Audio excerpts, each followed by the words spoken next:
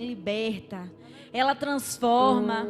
Deus, quem conhece a tua palavra, Jesus, nunca mais é o mesmo. E que a tua igreja nessa noite, Senhor, esteja com o ouvido voltado para aquilo que o Senhor quer falar conosco nessa noite. Que haja conserto, a começar por mim, Senhor. Que haja conserto, Senhor, no meio da tua igreja nessa noite, Pai.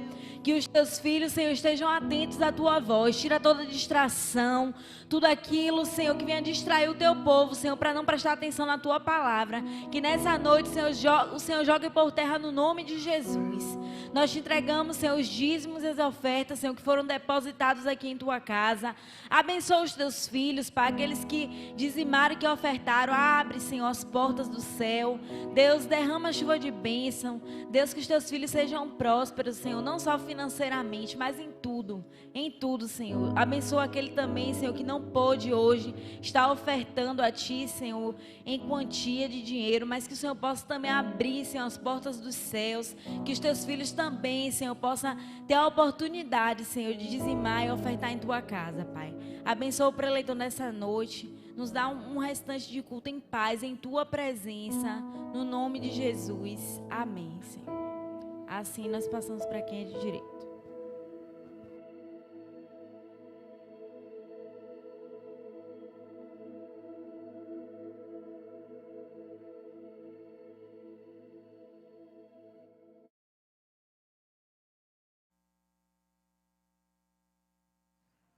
Aleluias. Boa noite, povo de Deus, a paz do Senhor Jesus Cristo, a todos que estão aqui nessa noite, aos que também nos acompanham através da transmissão, que o Senhor Deus alcance também todos vocês e os abençoe nessa noite para a glória do Senhor. Também queremos desejar aos que estão nessa noite aqui, que veio através da direção do Espírito de Deus, ou que foi convidado por algum irmão ou por alguma irmã nessa noite, que estão aqui também para adorar o nome do Senhor. Nós desejamos que você seja bem-vindo a este lugar. Amém? Pedindo a atenção de toda a igreja, eu quero estar falando a respeito dos avisos do que vai ocorrer durante toda a semana. Amanhã, segunda-feira, para os senhores, nós teremos uma palestra sobre o Novembro Azul. Para aqueles que talvez ainda não saibam do que significa dizer Novembro Azul, é o mês em que se fala sobre o câncer de próstata.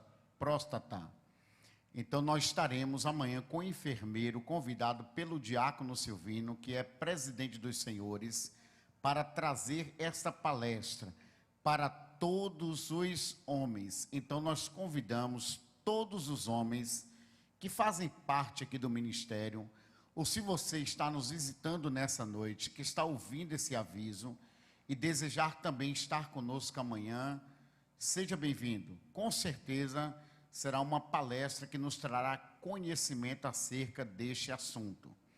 Amanhã ainda, na segunda-feira, também haverá uma reunião com todas as senhoras. Amanhã, nossa irmã Eliane pede para avisar todas as senhoras que estará falando, discutindo a respeito de uma possível nova liderança ou de permanência de liderança para as senhoras.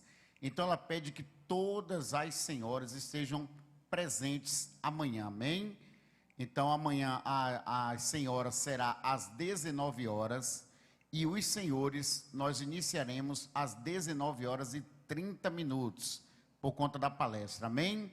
Então orientando a todos os irmãos, se houver alguma dúvida, senhoras se dirijam à sua liderança, senhores se dirijam à sua liderança.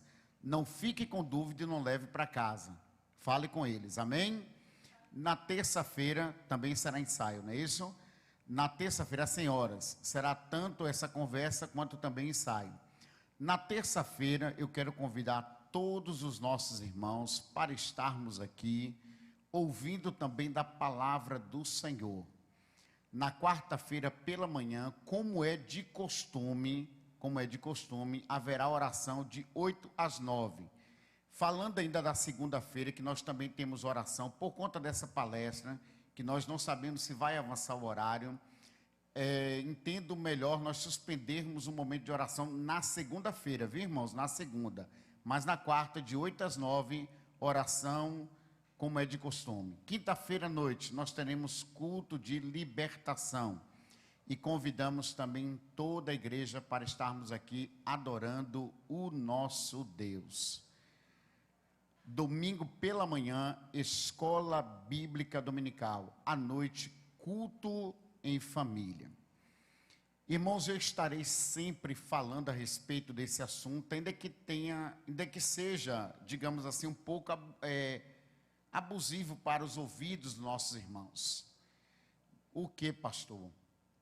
É que todos os cultos promovidos neste lugar, você que é membro desta igreja, todos os trabalhos têm como finalidade trazer edificação para a nossa vida espiritual. Você é livre. E aí, como você é livre, a decisão de vir ou não vir é sua, certo? Porque o nosso Deus, ele trabalha de forma muito espontânea. Porém, se eu decido não seguir as orientações de Deus e não seguir orientações que possam edificar a minha vida, quem perde sou eu, certo? Mas como pastor eu tenho que sempre falar sobre isso. Sabe por quê, irmãos? Porque a Bíblia diz que nós pastores, nós temos a responsabilidade de apresentar a igreja aquele dia.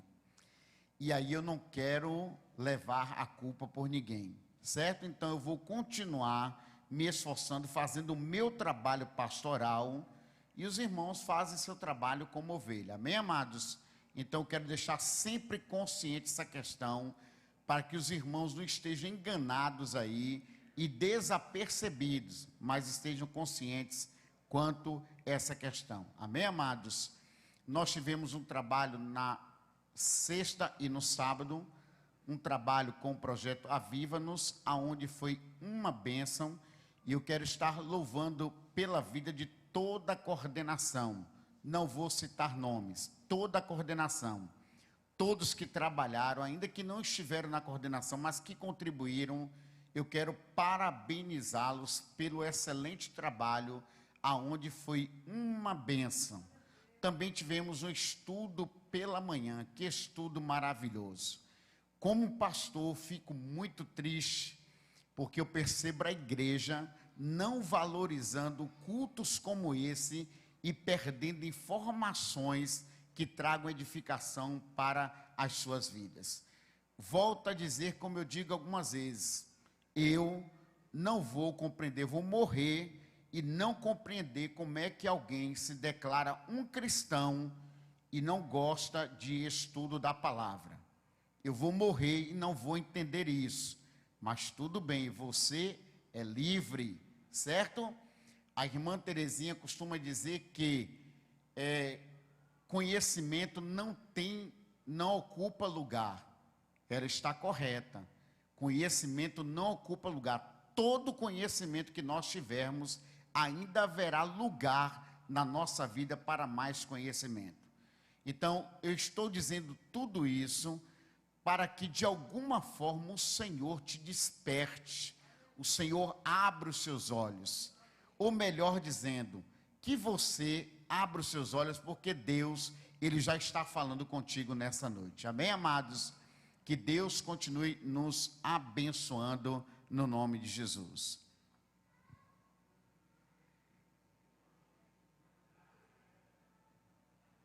Amém. A nossa irmã Flávia pede para que todos os pais das irmãs que fazem parte do grupo GA permaneçam para uma breve reunião. Amém? Eu também quero, diáconos, atenção diáconos, todos os diáconos que estão no serviço diaconal nessa noite, eu quero que vocês, antes de irem, eu quero que todos se reúnam comigo, certo? Amém? E seguindo aquelas orientações, orientando os irmãos que estão na parte anexa, no corredor, Irmãos que porventura estão fora da igreja, orienta-os. Essa orientação é parte de mim como pastor aos diáconos. Então, o trabalho do diácono é me auxiliar ou nos auxiliar na ordem do culto. É um dos trabalhos do diácono.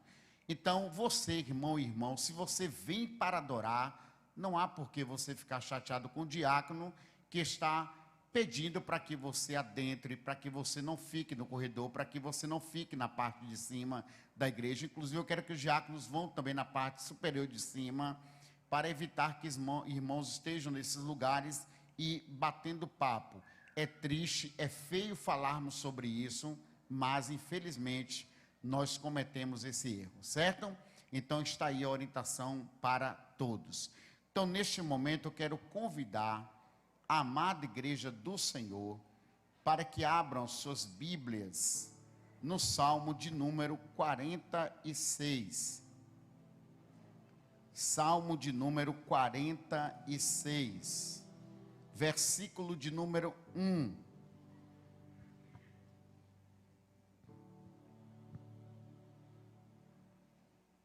Se você identificar alguém ao seu lado que não tem a Bíblia, por favor, ceda a Bíblia também para que ele acompanhe. Vamos colocar de pé, amém, irmãos? Todos de pé neste momento.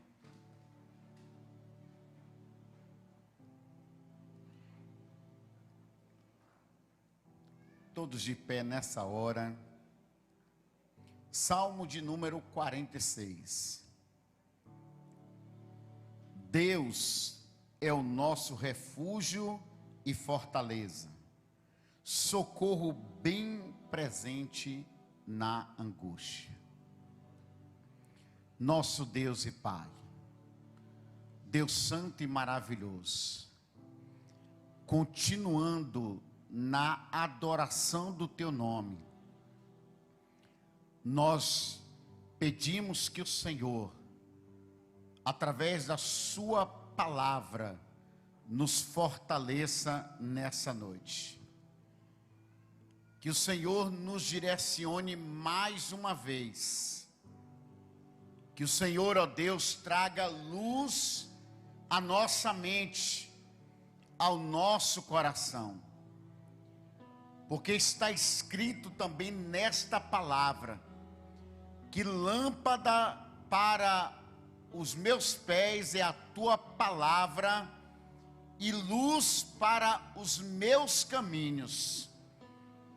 Então, Deus, a tua palavra, ela é tão poderosa que ela ilumina a minha vida com o meu caminhar, de maneira que agrade o Senhor.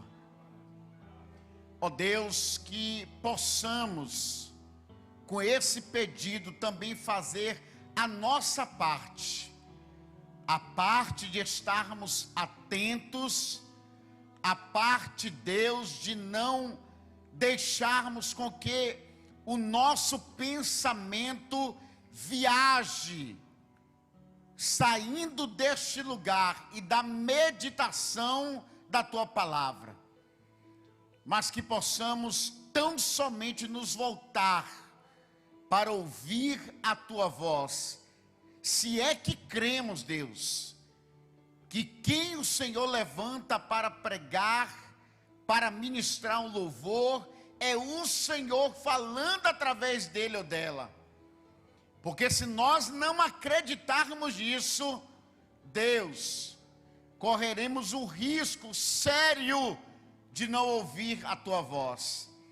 Cometeremos um erro absurdo e sairemos vazio, quando poderíamos sairmos cheios da presença do Senhor. Ó Deus, em nome de Jesus Cristo, que a tua palavra tenha todo acesso ao nosso ser nessa noite, e que ela encontre morada no nosso coração, para que viva na nossa vida todos os dias. Oramos, meu Senhor, crendo que isso será feito segundo a graça e segundo a misericórdia do Senhor. Nos abençoe em nome de Jesus. Aleluias. Podem assentar-se, mas permaneçam com as suas Bíblias abertas. Aleluias. Glória a Deus.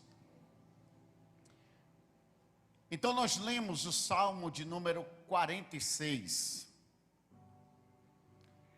E esse Salmo será também a base para o tema que nós temos nessa noite, que é os benefícios que temos em Deus como nosso refúgio. Quais são os benefícios que toda e qualquer pessoa tem em Deus quando ele ou ela tem Deus como seu refúgio, como seu esconderijo? É isso que falaremos nessa noite. E falando sobre o Salmo de número 43, é possível que o salmista que escreveu este salmo sobre o Espírito de Deus, na direção do Espírito de Deus, ele estivesse pensando nas cidades em que Deus mandou que fosse separada pelos judeus ao conquistar Canaã. Essas cidades eram chamadas cidades de refúgio. Talvez ele estivesse pensando nessas cidades, porque era algo de conhecimento de todos os judeus. Nesse relacionamento de Deus com a sua igreja, com o seu povo, melhor dizendo, no passado, nesta relação havia uma orientação de Deus para que todo o seu povo tivesse conhecimento da sua palavra. Então, quando eu digo que é possível que o salmista estivesse pensando sobre essas cidades de refúgio, é porque todos tinham conhecimento da palavra de Deus. E essas cidades, elas seriam separadas e tidas como cidade de refúgio, com o objetivo de que essas cidades pudessem acolher homicidas que de forma involuntária tivesse cometido um assassinato. Essas cidades eram feitas para isso. Explicando de uma forma mais esmiuçada, o que é ser um homicida involuntário? É aquela pessoa que não tinha a intenção de tirar a vida do outro, mas que por uma consequência aconteceu tal fato. Então, pensando assim, vamos ver como funcionava, certo? Como funcionava as cidades de refúgio. Aí eu convido a igreja para que a gente abra no capítulo de número 35 de Números, Velho Testamento, que nós iremos falar a respeito desse capítulo, tratando em alguns versículos, para nós entendermos essas cidades de refúgio e quais são as aplicações espirituais que nós podemos trazer para a nossa vida. Amém? Então, capítulo de número 35 do livro de Números, Velho Testamento.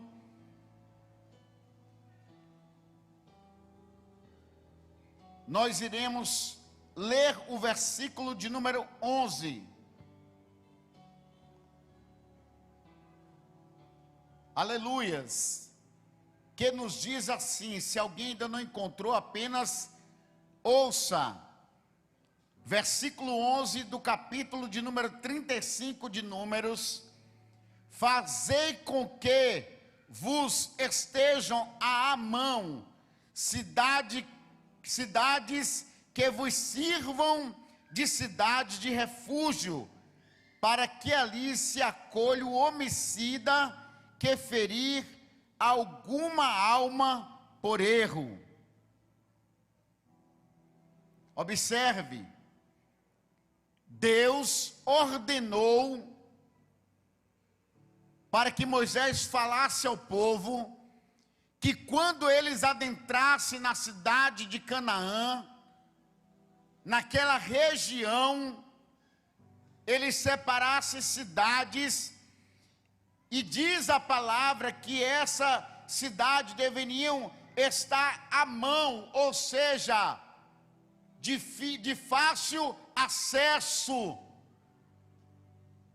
que todos pudessem conhecer a localidade, que não houvesse dificuldade em identificar tais cidades.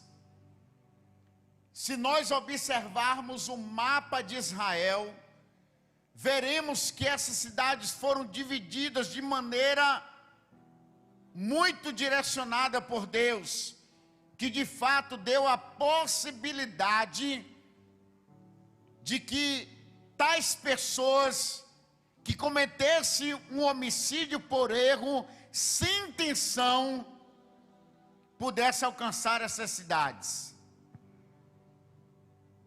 Certo? Era como se Canaã fosse Jequié, e as cidades, elas fossem os bairros de Jequié. Então todos aqui sabem onde fica o Joaquim Romão, eu acredito. Todos sabem que a cidade de Jequié também temos o bairro do Jequiézinho, onde nós moramos, o bairro do Mandacaru, certo? Cidade Nova e outros bairros, tudo de fácil acesso. Então, o primeiro benefício que nós queremos falar nessa noite, quando nós temos Deus como refúgio da nossa vida, é que o Senhor, Ele se torna acessível para todo ser humano. Deus, Ele tem levantado a sua igreja para a adoração do seu nome, para servir a Ele. E a primeira ordem que Deus Ele dá à sua igreja, na pessoa do seu Filho Jesus, quando Ele ressuscita dos mortos ao terceiro dia, é que os discípulos deveriam continuar o ministério que Ele iniciou, o ministério da propagação do reino de Deus, informando a todos que estão na condição de pecadores e que necessitam crer em Jesus Cristo como Filho de Deus, como enviado de Deus, arrependendo-se dos seus pecados, para que tenham direito à morada eterna com o Senhor, no dia que Cristo vier buscar a sua igreja aqui na face da terra. E essa ordem houve justamente para que pudéssemos ter acesso às informações, ao conhecimento de que nós somos pecadores, que precisamos de Cristo, e entender agora que Deus está bem perto de nós, totalmente acessível, através da pessoa de Cristo Jesus. Ainda no Velho Testamento nós vamos ver o profeta Isaías, no capítulo 55, versículo número 6, dizendo: buscai ao Senhor enquanto se pode achar, e invocai enquanto está perto. Deixe o ímpio o seu caminho, e o homem maligno nos seus pensamentos, e se converta ao Senhor, que se compadecerá dele, torne para o nosso Deus, porque é grandioso em perdoar. Quando o profeta declara que devemos buscar a Deus enquanto podemos achar e invocar-o quando está perto, ele está dizendo: Deus é acessível à humanidade. Qualquer um que quiser viver uma vida conforme a vontade de Deus, se buscar a Ele com a finalidade de se converter dos seus maus caminhos, porque não podemos continuar vivendo enganados, como muitos estão vivendo, achando que simplesmente dizer que temos fé em Deus, que acreditamos em Deus, é o suficiente para a gente achar que estamos agradando a Deus. Não! Além de dizer que temos fé, além de dizer que acreditamos em Deus, se faz necessário nos convertermos dos nossos maus caminhos, de ter uma mudança de vida, porque para isso é que Deus está acessível a cada um de nós. Não é para permanecer do mesmo jeito, porque se você vem para Jesus e permanece do mesmo jeito, ninguém é perfeito. Ninguém é perfeito. Mas nós sabemos, de acordo com a palavra, e no raciocínio até lógico, como seres humanos, que uma coisa é alguém que se esforça em melhorar todos os dias. A outra coisa é alguém que se deleita todos os dias no erro, tem o prazer. É diferente. A Bíblia nos deixa claro isso, e nós, ainda que seja um raciocínio lógico, nós também sabemos disso. Então ninguém é perfeito, mas se faz necessário que nós busquemos a Deus, porque Ele nos é acessível, porque Ele está perto de nós, e devemos fazer isso de uma forma urgente, já, agora, hoje, nesse momento. Porque quando se fala de vida espiritual, de salvação eterna, meus irmãos, nós temos que ser diligentes nessa questão. Porque como a morte, nós não temos domínio e não sabemos que dia e que hora ela virá, nós precisamos estar em paz com o nosso Deus. Então, assim como essas cidades, ela tinha lugares estratégicos, de maneira acessível, a aplicação espiritual, como um benefício que nós temos, voltando a dizer sobre isso, é que nós temos o benefício de que Deus, Ele é acessível às nossas vidas. E o salmista diz: Deus é o nosso refúgio, Deus é a nossa fortaleza, e Deus é o nosso socorro, no momento, no dia, na hora da angústia. Então erramos quando na angústia a gente para de orar, erramos quando na angústia a gente para de congregar, erramos quando na angústia nós deixamos de meditar, erramos quando na angústia nós deixamos de fazer a obra de Deus. A gente tem que seguir o que está na palavra, não é a maneira como nós pensamos. Se nós permanecermos em fazer tudo aquilo que eu penso e acho, a gente só vai se dar mal na vida. Porque eu vou te falar, nós somos difíceis, complexos, e resistimos muitas vezes à voz do Espírito de Deus. Versículo de número 12. E estas cidades vos serão por refúgio do vingador do sangue, para que o homicida não morra, até que esteja perante a congregação do juízo. Porque alguém que cometesse um homicídio, sem o desejo de fato de matar, deveria correr para a cidade? É porque a lei, ela dizia que poderia, se alguém matasse outro com intenção, querendo, desejando, alguém, parente, família ou mais próximo, poderia também, como forma de justiça na lei, também tirar a vida daquele indivíduo. Então todos também sabiam que quando houvesse um homicídio, até que aquele homicídio não fosse esclarecido, se foi de forma voluntária ou não, para que ele também não fosse morto, ele deveria, se ele entendesse que o homicídio que ele cometeu foi de forma involuntária, ele teria a cidade como refúgio. E quando ele estivesse nessa cidade, o vingador do sangue, daquele que morreu, não poderia fazer absolutamente nada. Ele estava guardado naquela cidade.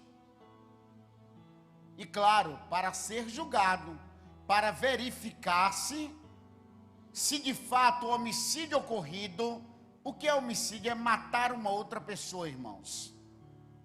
Se o homicídio ocorrido, se realmente houve involuntariedade, ou houve um desejo, ou houve toda uma intenção para tirar a vida daquela outra pessoa. Então observe, se aquela pessoa tinha como escapar dessa situação, a aplicação espiritual para nós é de que, tendo Deus como nosso refúgio, estando nós no Senhor, o inimigo, ele não pode nos tocar.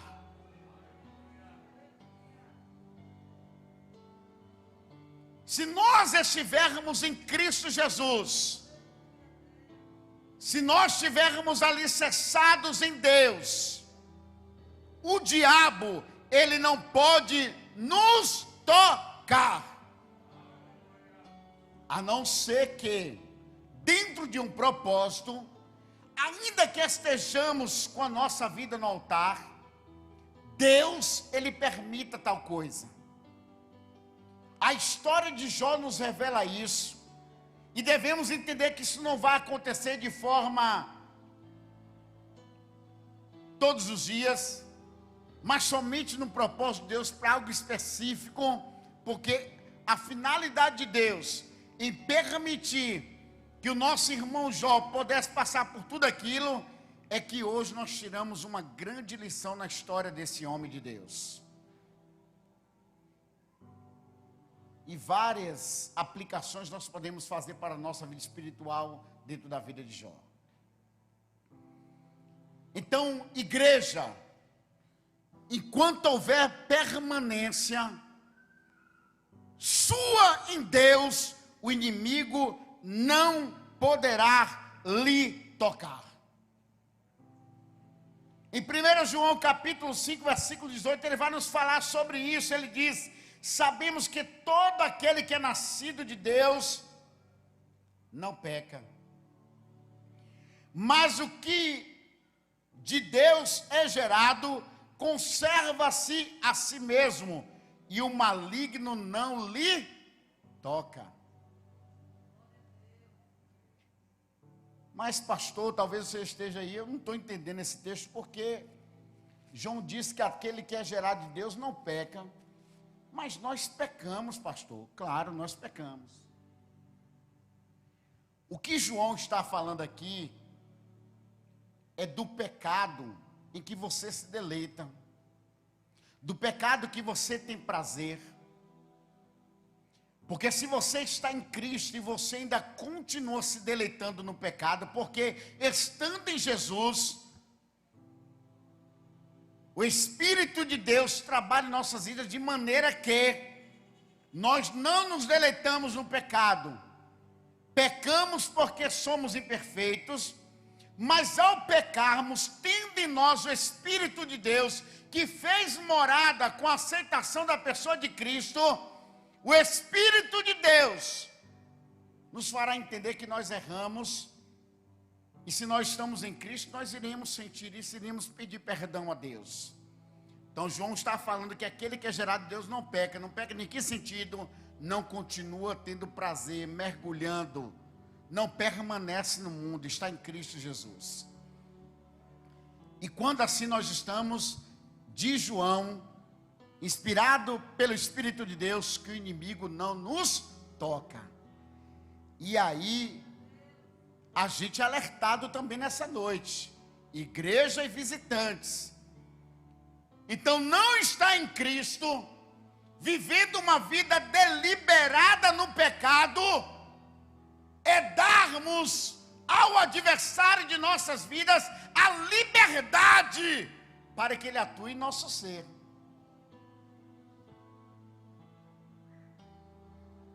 Olha que coisa interessante, grave, que às vezes a gente passa desapercebidos. Você não precisa dizer, vem inimigo trabalhar na sua vida, não.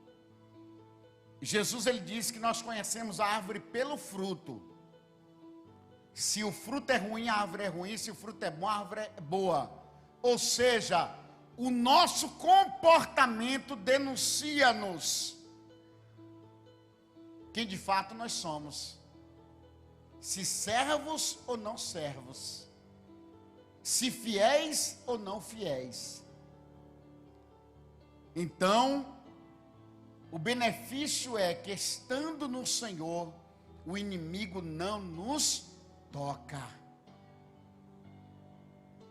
E aí responde também aquela pergunta: o diabo ele pode agir na vida do cristão? O cristão ele pode ficar endemoniado? Quando isso acontecer, nós entenderemos isso aqui. Se houve uma manifestação na minha vida, tido como cristão, uma manifestação demoníaca, denuncia-me que o quê? Que eu não estou com a vida no altar, que eu não estou com a vida consertada diante de Deus, que eu ainda estou com práticas que permitem o diabo fazer tal coisa, ainda que eu me declare como cristão, ainda que alguém me conheça como cristão. Isso é muito simples isso. Responde essa nossa pergunta. Então, quando nós vermos situações como essa, infelizmente, para a vergonha de qualquer um de nós, é a declaração que nós não estamos andando conforme a vontade do Senhor. É que nós estamos de alguma maneira nos deleitando no pecado. E isso deu deliberidade ao nosso adversário. Isso abriu uma porta. E ele adentrou. Certo? Aleluias, glória a Deus. Bendito seja o nome do Senhor. Versículo de número 15. Serão de refúgio estas cidades para os filhos de Israel e para o estrangeiro e para o que se hospedar no meio deles, para que ali se acolha aquele que ferir alguma pessoa por erro. Então essas cidades não eram apenas para o povo de Deus. Essas cidades eram para todos aqueles que estivessem em situações iguais um do outro, o que?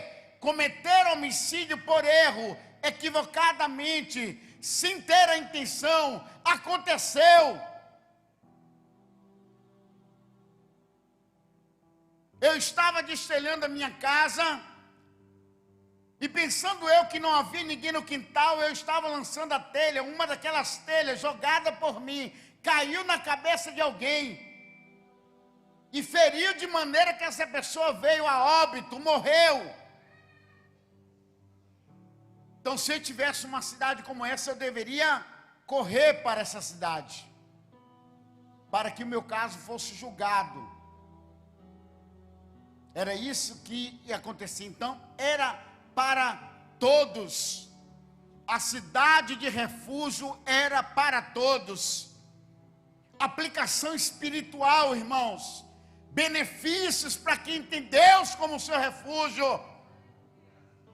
É que Deus, Ele não faz acepção de pessoas. Deus ama todos.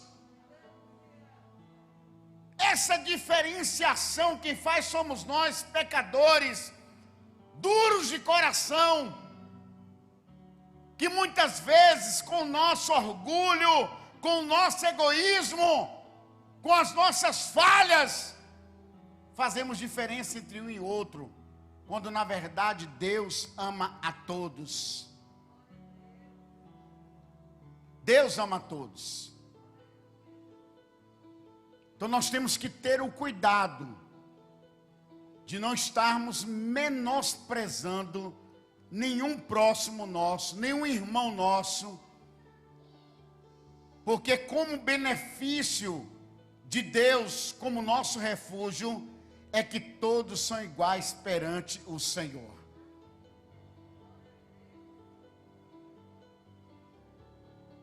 Aí a gente tem que ter o cuidado quanto a isso, e vivermos uma vida pedindo misericórdia a Deus, para que a gente não faça tal coisa,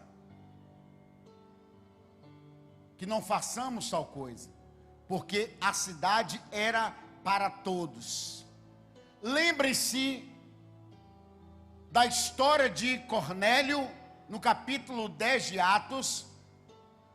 Cornélio era um romano, temente a Deus, orava a Deus, praticava atos sociais, porque dar esmolas lá era esse sentido. E diz a Bíblia que aquele homem estava orando a Deus. E aí veio um anjo e chegou: Cornélio, as tuas orações, as tuas esmolas, tudo que tu tem feito de bom tem chegado até diante do Senhor. Mas vá à cidade de Jope, chega lá, procura um homem chamado Pedro, e ele te dirá o que fazer. Quando o anjo está aqui falando com Pedro, com Cornélio, Deus estava lá trabalhando com Pedro, dando uma visão a Pedro. Com que propósito? Pedro também sobe para orar.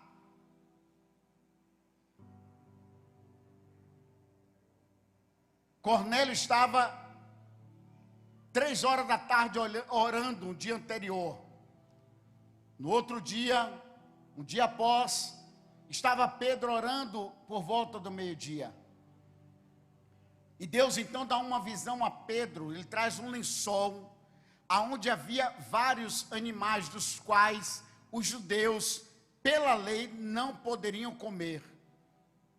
E quando veio aquele lençol com aqueles animais, o Senhor disse para Pedro: Pedro, come. Pedro: Senhor, eu nunca coloquei coisa imunda na minha boca, eu não vou comer isso, Senhor.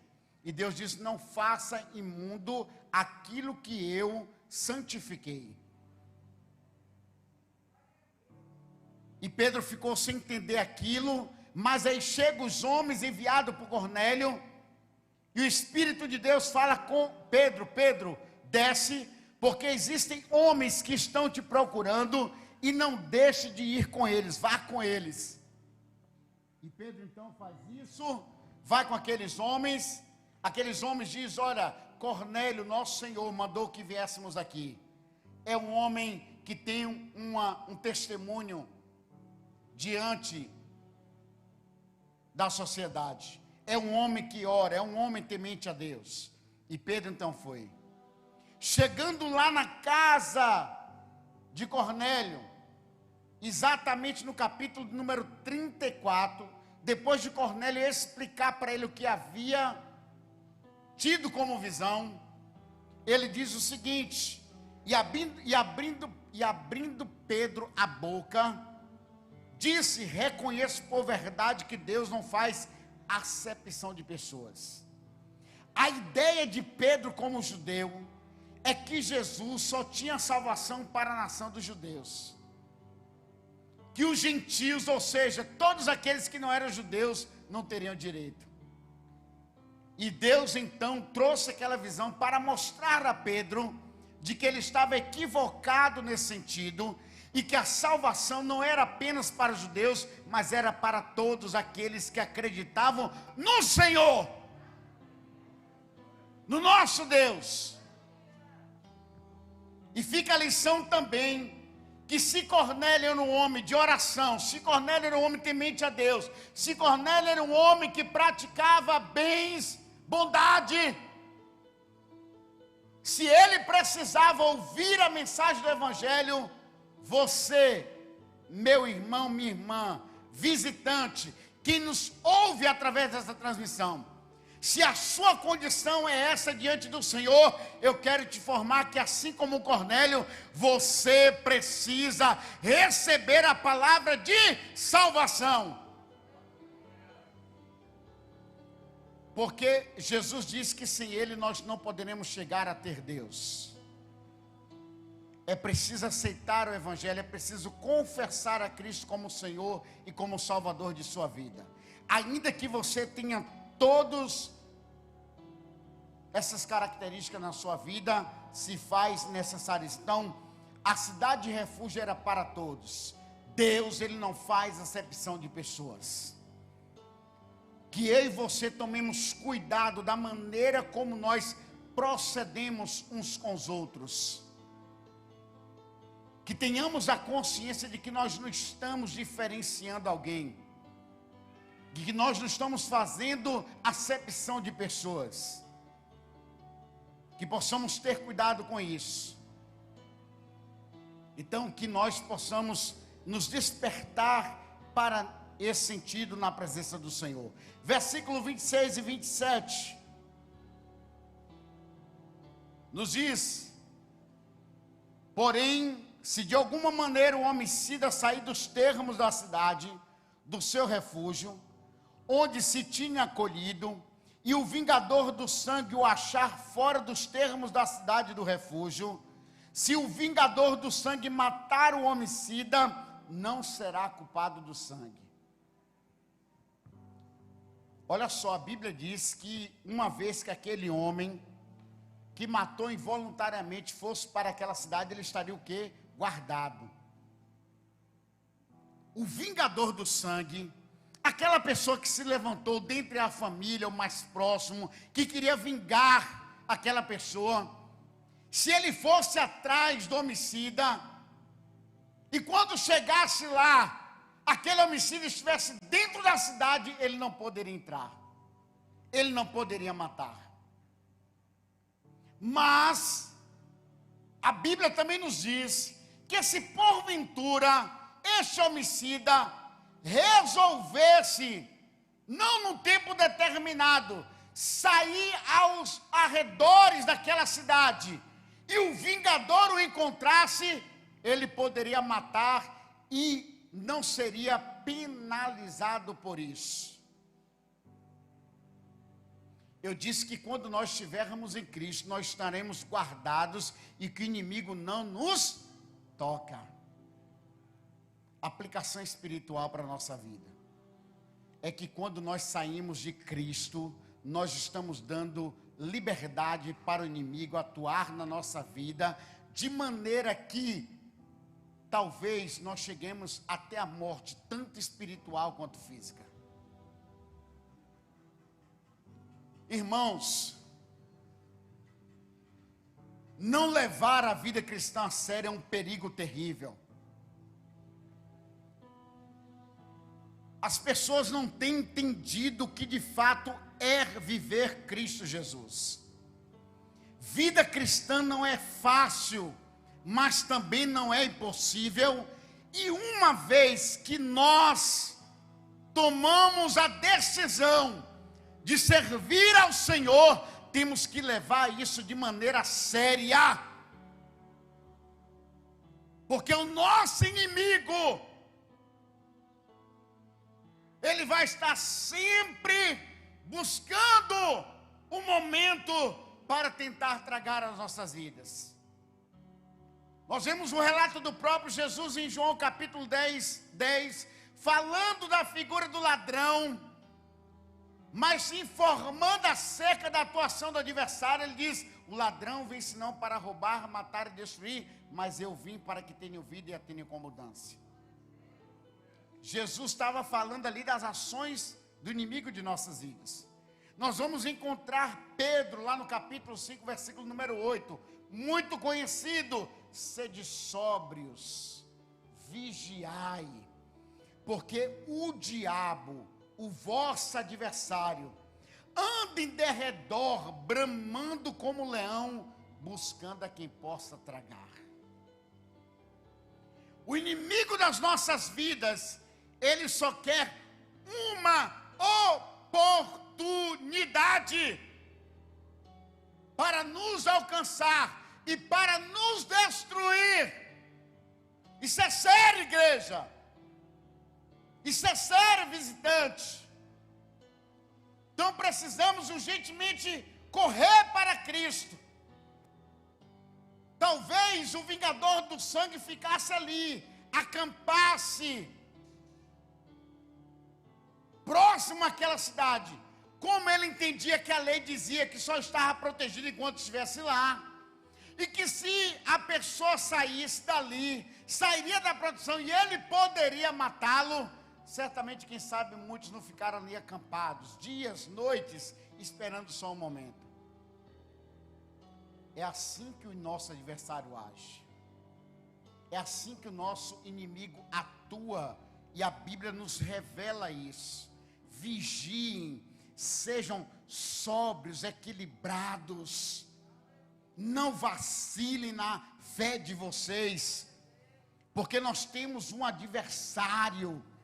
E ele é o diabo, ele é Satanás. E ele anda ao nosso derredor, observando-nos, esperando um momento para nos atacar, para nos destruir. Mas nós temos a proteção do Altíssimo. Se nós estivermos em Deus, o inimigo ele não nos alcançará, e nós seremos guardados, e poderemos, assim como o salmista, dizer: Deus é o nosso refúgio, Deus é a nossa fortaleza e socorro bem presente na hora da angústia. E ele dizia isso porque ele sabia que ele estava no Senhor. Nós precisamos viver uma vida de maneira que possamos estar guardados pelo nosso Deus. Pelo nosso Deus. Não saia da presença do Senhor, não saia da cidade que é Cristo. Não bote nem a cabeça do lado de fora. Não tente de maneira nenhuma provar que você é forte. Não faça isso. Não cometa este erro. Feche todas as brechas. Tenho como pastor deste lugar, sempre está motivando a igreja, irmãos, vamos cultuar, vamos congregar, vamos orar, vamos buscar a Deus. Porque, irmãos, se nós não fizermos isso, nós estaremos dando lugar para o nosso adversário, para o nosso inimigo. Porque o que não falta é nós encontrarmos desculpas para não fazermos a obra de Deus. O que não nos falta é isso. É preciso que haja um esforço e uma entrega ao nosso Deus. Versículo de número 28. Aleluias. Finalizando e concluindo a palavra dessa noite. Pois deve ficar na cidade do seu refúgio até a morte do sumo sacerdote. Mas depois da morte do sumo sacerdote, o homicida voltará à terra da sua possessão. É provável que todos que corriam para aquelas cidades tinham a certeza, a convicção de que eram, na verdade, inocentes. E o Senhor disse que se as pessoas fossem inocentes, a cidade, tanto a cidade quanto o sacerdote, deveriam ter o papel de absolver aquela pessoa. E quando aquela pessoa era absolvida do homicídio que cometeu, ainda assim ela não poderia voltar para a sua terra natal. Ela deveria permanecer naquele lugar, na cidade de refúgio, até que o sacerdote daquela época partisse desse mundo. Se ele, ainda que inocentado, saísse daquela cidade, enquanto o sacerdote que o absorveu vivesse, ainda assim o vingador teria o direito de tirar a vida dele. A Bíblia diz que Jesus, ele é o nosso sumo sacerdote. A Bíblia diz que Jesus, ele morreu crucificado e ao terceiro dia ressuscitou. E a Bíblia diz que esse Jesus que agora ressurreto, esse Jesus que agora está vivo, a Bíblia diz que ele está sentado à destra do Pai, do nosso Deus. E se o nosso sacerdote eterno, ele morreu por nossas vidas, o nosso inimigo não tem poder, nem autoridade para também ainda nos tocar, porque nós estamos guardados pelo nosso sacerdote real, que é Cristo Jesus.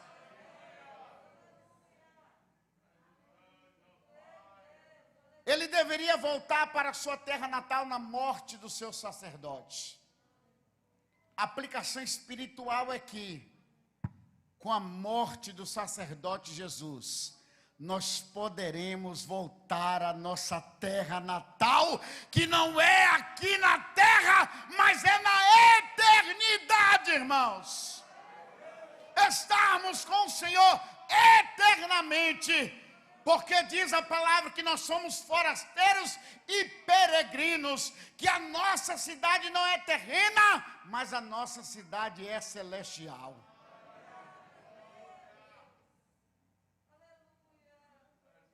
Vivemos com essa esperança. Nós vivemos com essa esperança. O próprio Jesus diz no capítulo 14 de João: não turbe o vosso coração, crê em Deus, crê também em mim. Na casa de meu pai há muitas moradas. Se não fosse assim, eu não vos teria dito, mas eu vou preparar lugar e virei buscar vocês, para que aonde eu estiver, vocês estejam comigo. Eu quero dizer, irmão, quando nós partimos dessa terra, nós estaremos com o Senhor para viver eternamente. A morte de Cristo, ele nos possibilitou retornar ao nosso estado original, que é de eternidade. Aleluias! Porque todos nós sabemos que a morte foi uma consequência do pecado. O homem não foi feito para morrer, o homem era para viver eternamente. O nosso estado normal, original, é eternidade, irmãos. Mas eternidade na presença do Senhor. Porque nós temos também a eternidade oposta, que é a eternidade de condenação eterna. E isso a Bíblia nos mostra, isso a Bíblia nos fala. Hebreus capítulo 8, versículo 1, a Bíblia diz: ora, a suma do que temos dito é que temos um sumo sacerdote tal, que está sentado nos céus à destra do trono da majestade. Aleluias. Só Jesus está sentado à destra do Pai. Ele é o nosso sumo sacerdote. Ele morreu. e nos deu o direito de voltarmos para a nossa terra de possessão, que é permanecermos na glória com Ele eternamente. Então, amados, entenda os benefícios que Deus tem como seu refúgio. Deus é o nosso refúgio, a nossa fortaleza, o nosso socorro bem presente na hora da angústia. Os benefícios são esses para as nossas vidas. Então não vale a pena nós vivermos nesse mundo, não vale a pena negarmos o nome de Jesus, não vale a pena continuar com a vida desconcertada, mas o que vale a pena é nos levantarmos, nos erguermos e fazer tudo conforme a vontade do Pai. Amém? Que o Senhor guarde essa palavra em nossos corações, que o Senhor nos dê forças e abra a nossa visão espiritual para nós permanecermos em Cristo Jesus. Muitos querem te tirar, querem te dar uma palavra contrária, querem te enganar. Não caia nessas armadilhas, porque hoje você está em Cristo Jesus. Aleluia. Ore neste momento, igreja, porque eu quero fazer uma pergunta nessa noite aos que nos visitam, aos que estão aqui neste lugar, que ouviram essa mensagem. E se você, meu irmão e irmã, quer caminhar com Jesus, se você quer retornar para a presença do Pai, se você quer ter esses benefícios na sua vida, o benefício de ser guardado pelo Senhor, o benefício de não permitir que o inimigo lhe toque, o benefício de voltar à possessão à sua terra, que é estar com Cristo em toda a eternidade. Você pode adquirir isso aceitando a Cristo como Senhor e Salvador da sua vida. E se você deseja isso de forma voluntária nessa noite, se você que está aqui quer receber a Cristo, eu quero te convidar nessa noite. Você pode levantar uma das suas mãos e dar o sinal para que nós percebamos isso. Existe alguém nessa noite que quer receber a Jesus como Senhor e como Salvador de sua vida, que quer entregar a sua vida a Cristo, que quer viver eternamente com o Senhor? Se alguém nessa noite, levante uma de suas mãos e oraremos pela tua vida para que o Senhor te dê forças. Alguém em nosso meio nessa noite? Glória a Deus. Vem aqui, Clarinha, para a glória do Senhor Jesus. Suba aqui, minha querida. Suba aqui. Aleluias. Glória a Deus. Bendito seja o nome do Senhor. Não se espante, não. Mas Clara já está na igreja. Irmãos, ela entende que precisa aceitar a Cristo como Senhor e Salvador de sua vida. Ela quer declarar isso para todos. E é a coisa mais certa a ser feita. Vamos, nos coloque de pé nessa noite. Vamos orar pela vida de Clara no nome de Jesus, para que Deus continue fazendo dessa menina sua testemunha na terra e seu instrumento aqui na casa do Senhor. Levante suas mãos em direção e oremos por Clara nessa noite. Senhor Jesus, eu quero nesta hora, meu Pai, orar em favor de Clara. Deus, essa criança que ouvindo a tua palavra nessa noite e guardando, Deus, no seu coração, manifesta diante de todos aqui nessa noite de que quer receber a Cristo como Senhor e como Salvador de sua vida. Eu rogo, Deus, conforme está escrito na tua palavra, que o nome de Clara seja escrito no livro da vida, e que Clara, Deus, seja instrumento em tuas mãos, Senhor. Usa esta criança, usa essa vida com o teu poder todos os dias, e guarda ela, Senhor, porque estando em ti, o inimigo não pode tocar na sua vida. Nós oramos, abençoamos a vida de Clara nessa noite, em nome de Cristo Jesus, e todos digam amém. Vamos aplaudir mais uma vez o Senhor.